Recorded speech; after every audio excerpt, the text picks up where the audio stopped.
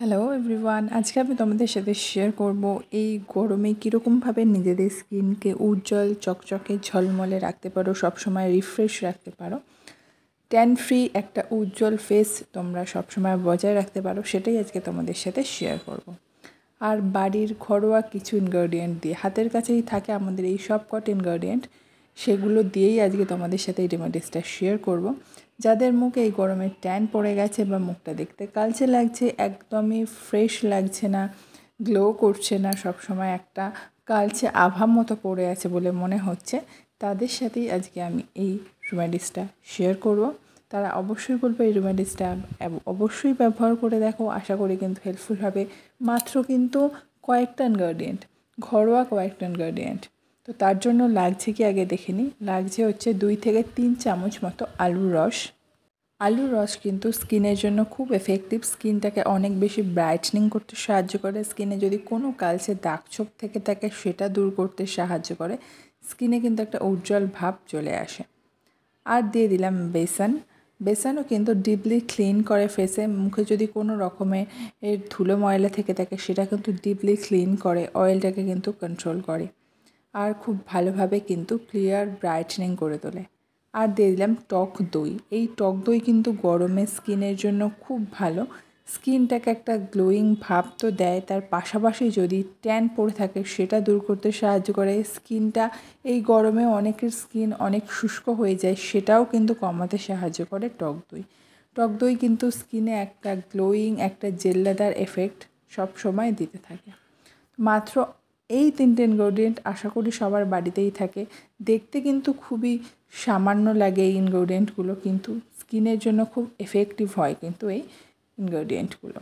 এটা ভালোভাবে দেখো আমি কিন্তু মিশিয়ে নিয়েছি, আর এটা ফুল ফেসে আমি অ্যাপ্লাই করে নিচ্ছি। এটা তোমরা সপ্তাহে 3 দিন ব্যবহার করতে পারো বা সারা সপ্তাহে 7 দিনই কিন্তু ব্যবহার করতে পারো। এতে করে কিন্তু স্কিনের গ্লোয়িং ভাবটা বজায় থাকবে। যারা গরমে বাইরে বেরো অথবা যারা বাড়িতে থাকো, বাড়ির কাজ করো বা বাইরে কাজের সূত্রে বেরো, তাদের স্কিনে কিন্তু ট্যান পড়েই থাকে, মুখটা কালচেই দেখতে লাগে, বাড়িতে থাকলেও কিন্তু একই অবস্থা হয়।